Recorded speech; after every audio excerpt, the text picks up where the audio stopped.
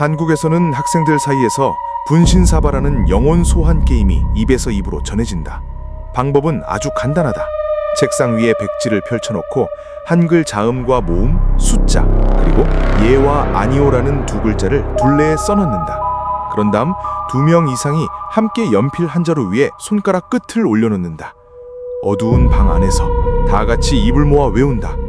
분신사바, 분신사바, 분신사바. 연필이 스스로 움직이기 시작하면 사람들은 영혼이 나타났다고 믿는다. 그때부터 질문을 할 수 있다. 하지만 누구나 알고 있는 규칙이 하나 있다. 절대로 묻지 말 것. 넌 누구냐? 그리고 절대로 물어서는 안 되는 말. 넌 뭘 원하냐? 게임을 끝낼 때는 이제 그만 돌아가 주세요 라고 말해야 한다.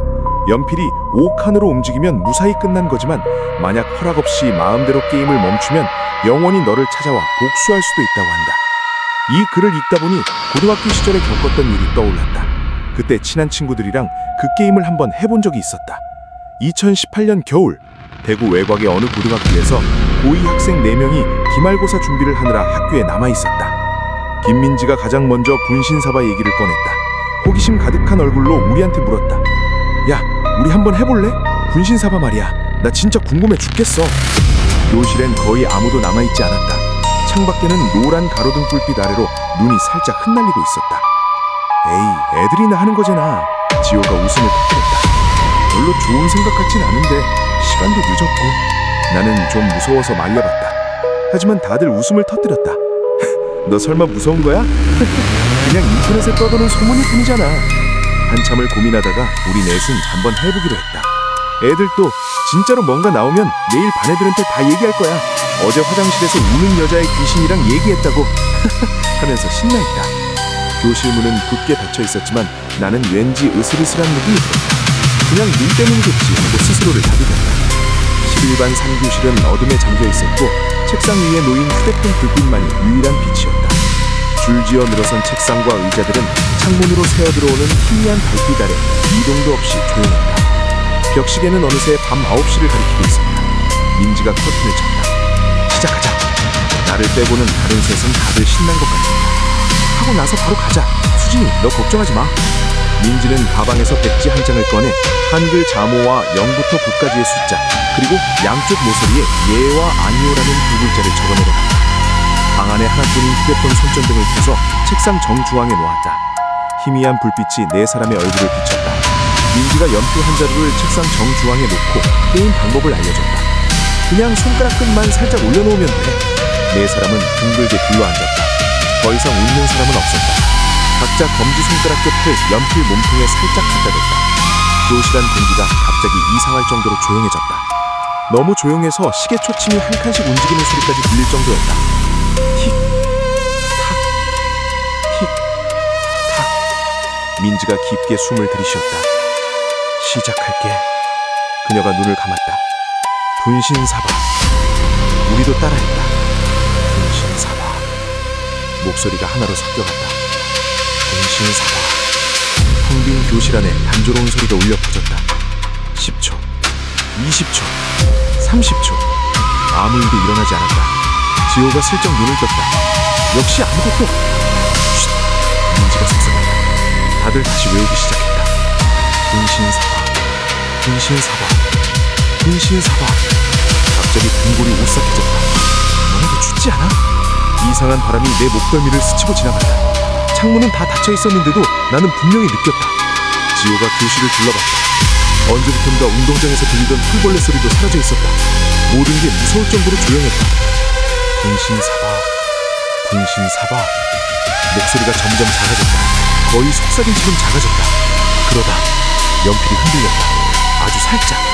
네 사람이 동시에 눈을 떴다. 아무도 말하지 않았다. 아무도 움직이지 못했다. 연필이 다시 흔들렸다. 이번엔 더 또렷하게. 지호 얼굴이 새파랗게 질렸다. 나도 내 손이 떨리는 게 느껴졌다. 뭔가가 여기 있다는 느낌, 온몸이 차가워지는 느낌, 심장이 쿵쿵 뛰는 소리, 머릿속이 텅 비어버린 느낌이었다. 니네가 미는 거야? 아니야. 나 아니야. 나도 아니야. 손가락들은 여전히 연필 위에 놓여 있었다. 하지만 아무도 조금이라도 더 힘을 줄 용기가 없었다. 손이 떨릴수록 한기가 더 또렷해질수록 한 번씩 밀려오는 오한에 눈물이 날 것 같았다. 민지의 이마에 식은땀이 맺히기 시작했다. 그녀는 연필을 뚫어지게 쳐다보았다. 연필이 몇 초간 멈춰섰다. 그러더니 천천히, 아주 느리게 연필이 종이 위에서 스스로 미끄러져 갔다. 사스락거리는 마른 소리가 들렸다. 사스락, 사스락. 네 사람의 눈이 동그래졌다. 누가 밀었는지는 모르지만 그 순간 나는 이 게임에 동의한 걸 후회했다. 진정하려고 숨을 참았다. 다들 그랬을 것이다. 연필은 계속 움직였다. 느리지만 확실하게, 마치 보이지 않는 손이 아래에서 그것을 붙잡고 있는 것처럼. 연필이 종이 위를 천천히 미끄러지다가 어느 글자에서 멈췄다. 예. 몇 초 동안 우리 넷은 서로 쳐다보기만 했다. 현우가 마른 침을 삼키며 겨우 입을 열었다. 여기 영혼이 있는 거예요? 연필이 흔들리며 여전히 예 위에 멈춰 있었다. 다들 서로를 쳐다봤다. 다음에 뭘 해야 할지 아무도 몰랐다. 등줄기가 서늘해지는 느낌이었다. 연필이 글자들 사이를 천천히 미끄러지는 느낌. 빠르지도 갑작스럽지도 않게, 마치 누군가 조심스럽게 조종하고 있는 것처럼.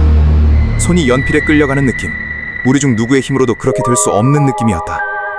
민지가 가장 먼저 정신을 차렸다. 목소리가 작고 살짝 떨렸다. 누가 대답한 거야? 진짜였어? 지호가 어색한 웃음을 지어 보였다. 분명 누가 무의식적으로 밀었을 거야. 근데 그 말이 끝나기도 전에 연필이 갑자기 흔들렸다. 팔 타고 차가운 기운이 흐르는 느낌이 들었다. 무서웠지만 손을 꽉 붙이고 있어야 했다. 손 떼면 안 돼. 절대 손 떼지 마. 민지가 깊게 숨을 들이쉬며 말했다. 이미 불러놨으니까 물어봐야 해. 진짜 누군가 있다면 지금 우리 옆에 서 있어요? 연필이 거의 즉시 움직였다. 예. 민지가 나한테 뭐라도 물어보라고 했다. 목이 바짝 타는 느낌이었다. 당신 이 학교에 다녔던 사람이에요? 연필은 가만히 있었다.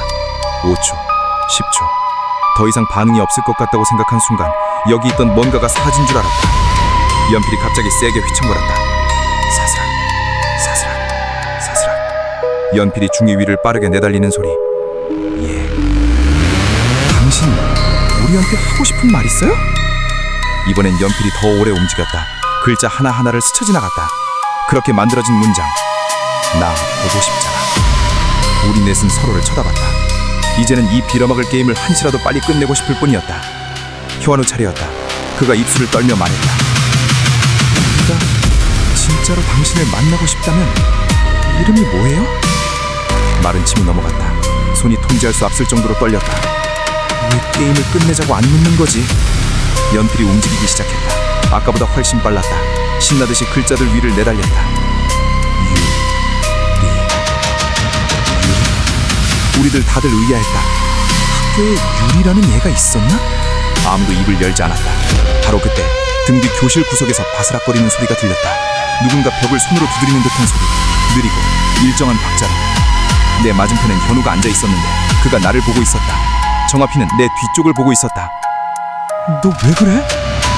내 옆에 앉은 지호와 민지도 현우의 이상한 표정을 보았는지 그가 보는 방향을 따라 같이 쳐다봤다. 셋 다 그대로 굳어버렸다. 아무도 움직이지 않았지만 손은 격렬하게 떨고 있었다. 나는 뒤돌아볼 용기가 없었다. 돌아보는 순간 그게 내 얼굴 바로 앞에서 웃고 있을까봐 무서웠다. 그 소리는 점점 잦아들긴 했지만 이번엔 작은 콕, 콕 소리가 들리기 시작했다. 마치 뭔가 움직이고 있는 것 같은 소리. 눈을 감고 싶었지만 동시에 감을 용기도 없었다.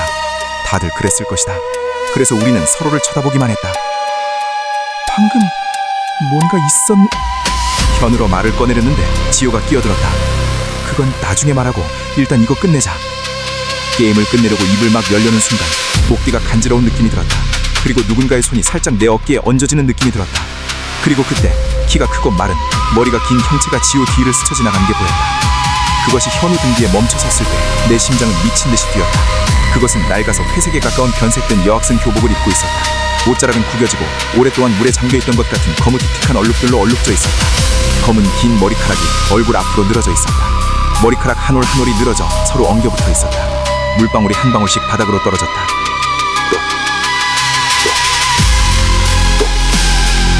그런데 가장 무서운 건 얼굴이었다. 사람의 살갗이라고 할 수 없을 정도로 새하얗다. 며칠이나 물속에 잠겨있던 시체처럼 새하얗다. 피부는 부풀어 올라 있었다. 몇몇 군데는 이미 터져 있었다. 그 아래로 핏기 없는 흐물흐물한 살이 드러나 있었다. 한쪽 뺨은 뭔가에 깊게 긁혀나간 것처럼 움푹 꺼져 있고 반대쪽은 비정상적으로 부풀어 있었다. 마치 얼굴뼈가 으스러져 비뚤어지게 다시 맞춰진 것 같았다. 그 눈이, 세상에, 그 눈이 나를 미치게 만들었다. 새까만 눈동자, 흰자위는 전혀 없었다. 빛이 전혀 반사되지 않았다. 마치 두개골 안으로 그대로 파고든 바닥이 보이지 않는 두 개의 깊은 구멍 같았다. 눈도 깜빡이지 않았다. 움직이지도 않았다. 그저 나만을 뚫어지게 쳐다봤다. 너무 차가운 시선에 가슴이 찢어질 듯 아팠다. 입꼬리가 천천히 위로 벌어지기 시작했다. 더 넓게, 더 넓게. 평범한 미소의 현계를 넘어설 때까지 입꼬리의 피부가 팽팽하게 당겨졌다. 쩍 하고 갈라졌다. 새까만 피가 턱을 타고 흘러내렸다. 그런데도 그것은 계속 웃었다. 귓끝까지 닿을 정도로 크게 웃었다. 사람의 것이라고 할 수 없는 미소였다. 목구멍에서 이상한 소리가 새어나왔다. 말소리도 아니었다. 웃음소리도 아니었다. 물이 가득 찬 폐로 숨을 쉬려고 애쓰는 듯한 소리였다. 클럭. 그 소리가 날 때마다 입꼬리에서 물이 흘러나왔다. 교복 위로 떨어졌다. 곰팡이내 나는 진흙과 고인물 냄새가 교실 안에 퍼지기 시작했다. 속이 뒤틀리는 느낌이 들었다. 도망치고 싶었다. 소리치고 싶었다. 눈을 감고 싶었다. 하지만 내 몸은 머릿속 명령을 전혀 따르지 않았다. 두 다리는 뻣뻣하게 굳어 바닥에 딱 붙어버렸다. 마치 책상 밑에서 누군가가 꽉 붙잡고 있는 것 같았다. 팔은 계속 떨렸지만 손가락은 연필에서 떨어지지 않았다. 아무리 힘을 줘도. 가장 먼저 견디지 못한 건 현우였다. 그는 비명을 질렀다. 무서움과 울음이 섞인 비명. 그리고 연필에서 손을 확 뗐다. 바로 그 순간 휴대폰 손전등이 탁 하고 꺼졌다. 방 안 전체가 완전한 어둠 속에 잠겼다. 불빛이 꺼지는 탁 소리가 마치 뼈가 부러지는 소리처럼 또렷하게 울렸다. 아무것도 보이지 않았다. 하지만 나는 그게 거기 있다는 걸 분명히 느꼈다. 진흙과 고인 물의 그 비린내, 그리고 현우 등 바로 뒤에서 느껴지는 차가운 기운. 쉰 목소리, 물에 젖은 듯한 목소리가 내 귀 바로 옆에서 속삭였다. 나 두고 가지 마. 누가 먼저 소리를 질렀는지 모르겠다. 아마 넷이 동시에 질렀을 것이다. 책상과 의자가 와르르 넘어졌다. 누군가 발이 걸려 넘어졌다. 내가 기억하는 건 문을 향해 달려갔다는 것뿐. 손이 너무 떨려서 문고리도 제대로 잡을 수 없었다. 지호가 가장 먼저 문을 열었다. 우리 넷은 교실을 뛰쳐나가 어두운 복도를 달리며 단 한 번도 뒤를 돌아보지 않았다. 계속 달려서 운동장까지 나와서야 가로등 불빛 아래 멈춰서서 숨을 헐떡이며 눈물범벅이 된 채로 서 있었다. 몇 분 동안 아무도 말을 하지 못했다. 그러다 민지가 먼저 입을 열었다. 목소리는 여전히 떨리고 있었다. 우리 그거 보내달라고 말 안 했어. 다들 서로를 쳐다봤다. 맞다. 아무도 이제 그만 돌아가 주세요라고 말하지 않았다. 현우가 고개를 흔들며 무서움을 떨치려 억지로 웃으며 말했다. 괜찮을 거야. 내일 다시 가서 마무리하면 돼. 하지만 그는 몰랐다. 그에게는 평범한 내일이 다시는 오지 않을 거라는 것을. 다음 날 아침 나는 일찍 학교에 갔다. 어젯밤 일이 머릿속에서 떠나지 않았다. 지호와 민지를 찾아가 잠을 잘 잤는지 뭔가 이상한 걸 느꼈는지 물어봤다. 둘 다 밤새 누군가 두드리는 소리를 들었다고 했다. 집에는 아무도 두드릴 사람이 없었는데도. 그런데 현우에 대해 물어봤을 때 아무도 대답하지 못했다. 그는 학교에 오지 않았다. 문자도 없었다. 전화도 받지 않았다. 오후가 되자 담임선생님이 반 전체를 불러 모아 알렸다. 현우 가족이 어젯밤 학교를 나선 뒤로 실종됐다며 경찰에 신고했다는 것이었다. 나, 지호, 민지는 서로를 쳐다봤다. 셋 다 같은 생각을 하고 있었지만 아무도 입 밖에 내지 못했다. 사흘 뒤 현우가 발견됐다. 집도 아니었고 공원도 아니었고 시내 어디도 아니었다. 그는 바로 11-3 교실, 우리가 분신사발을 했던 그 교실에서 발견됐다. 문은 안에서 잠겨 있었다. 그는 그때 그 자리에 그대로 앉아 있었다. 손은 연필 위에 놓여 있었고 그 앞에는 글자로 가득 채워진 백지 한 장이 놓여 있었다. 하지만 이번엔 우리 중 누구도 그 종이를 거기에 놓지 않았다. 종이 위엔 현우의 글씨로 같은 문장이 종이 끝까지 끊임없이 반복돼 있었다. 유리가 나 보고 싶다잖아. 유리가 나 보고 싶다잖아. 유리가 나 보고 싶다잖아. 경찰 조사 결과는 단순 사고로 종결됐다. 방 안에서 삼자의 흔적은 발견되지 않았다. 하지만 나, 지호, 민지는 분명히 알고 있는 게 하나 있다. 그날 이후 우리 셋은 다시는 분신사바라는 이름을 입에 올리지 않았다. 그리고 지금도 어두운 방을 지나갈 때, 거울 앞에 있을 때, 혹은 깊은 밤 혼자 있을 때면 나는 여전히 그 목소리를 듣는다. 쉰 목소리, 물에 젖은 듯한 아주 가까이서 속삭이는 그 목소리를 보고 싶다잖아.